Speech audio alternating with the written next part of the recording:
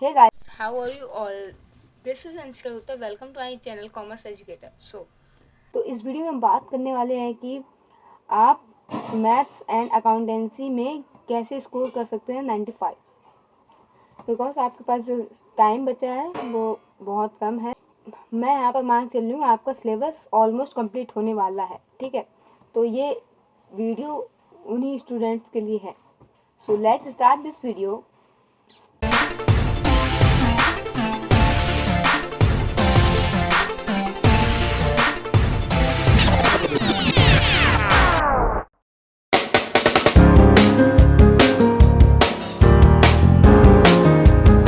अगर आपका syllabus complete हो चुका है तो आप इस स्ट्रेटजी को फॉलो कीजिए जो मैं आपको बताने वाली हूँ। एंड अगर आपका सिलेबस नहीं कंप्लीट हुआ तो आप पहले सिलेबस कंप्लीट करके इस स्ट्रेटजी को फॉलो करिएगा, ठीक है। तो सिलेबस कंप्लीट कर चुके हैं तो आपको सबसे पहले क्या करना है, एक बार रिवीजन करना है, ठीक है। रिवीजन कैसे करना है, आप जैसे मैथ्स और अकाउंटेंसी जो सब्जेक्ट्स हैं तो उसमें क्या होता है कि कुछ क्वेश्चंस हम लोग बहुत ईजिली कर लेते हैं और कुछ क्वेश्चंस नहीं कर पाते हैं, जो डिफ़िकल्ट होते हैं या फिर कुछ ट्रिकी होते हैं, तो उस क्वेश्चन को हम लोग एक बार में नहीं सॉल्व कर सकते हैं, ठीक है। तो उसमें क्या करना है आपको, अगर नहीं सॉल्व कर पा रहे हैं तो उसमें पहले आप उसका सॉल्यूशन देखिए एंड उस सॉल्यूशन में देखिए आप कहाँ पर मिस्टेक कर रहे थे। जहाँ पर आप मिस्टेक कर रहे थे और उसको आप एक अलग डायरी में लिख लीजिए। और डायरी नहीं बनाना चाहते हैं तो आप स्टिकी नोट्स का यूज़ कर सकते हैं। वैसे अगर आप डायरी बनाते हैं तो आपके लिए यूज़फुल रहेगा, क्योंकि एग्ज़ाम के एक दिन पहले आप पूरा रिवीजन नहीं कर सकते, तो आप उस डायरी से रिवीजन कर सकते हैं। तो आप क्या करिए, सॉल्यूशन कर रहे हैं एंड आपका जो भी मिस्टेक हो रही है उसमें, तो आप उसमें नोट डाउन कर लीजिए एंड जो भी आपका इंपॉर्टेंट क्वेश्चन है उसमें आप नोट कर लीजिए, ठीक है।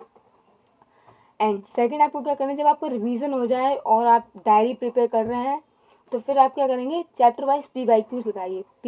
PYQs मतलब previous year questions, chapter wise लगाइए। एंड चैप्टर वाइज जब आपके PYQs हो जाए तो आप सैम्पल पेपर का यूज़ कीजिए, ठीक है। सबसे पहले आप रिवीजन कीजिए और रिवीजन करते समय ये खास ध्यान रखना है कि आपको जो भी आप मिस्टेक कर रहे हैं या फिर आपसे जो क्वेश्चन नहीं सॉल्व हो रहे हैं एक बार में, तो उसको आप मार्क करते चलिए या फिर अलग डायरी में लिखते चलिए। यूज़फुल रहेगा आपके लिए एग्ज़ाम टाइम के लिए, ठीक है। अगर अभी आप प्रिपेयर करना चालू करें तो आपका आराम से हो जाएगा एंड रिवीजन करते करते समय आपका मतलब रिवीजन भी अच्छे से हो जाएगा एंड आपकी डायरी प्रिपेयर हो जाएगी और एग्ज़ाम से पहले आप उसी से रिवीजन कर सकेंगे। देन आप PYQ सॉल्व करिए। PYQs भी ज़्यादा प्रीवियस नहीं जाइएगा, ज़्यादा प्रीवियस ईयर्स के लिए। फिर आप सैम्पल पेपर लगाइए, ठीक है। क्योंकि क्वेश्चन का पैटर्न जो है वो चेंज हो चुका है ना, तो इसलिए हम लोग न्यू क्वेश्चन को प्रिपेयर करेंगे, न्यू क्वेश्चन की प्रैक्टिस करेंगे जिससे हम लोग अपना अच्छा स्कोर कर सकें। एंड जो मोस्ट इम्पॉर्टेंट है कि आपको टाइम मैनेजमेंट आना चाहिए। मैथ्स एंड अकाउंट्स के एग्ज़ाम में टाइम मैनेजमेंट बहुत ज़रूरी है, ठीक है। तो दोनों के लिए आपको टाइम मैनेज करना आना चाहिए।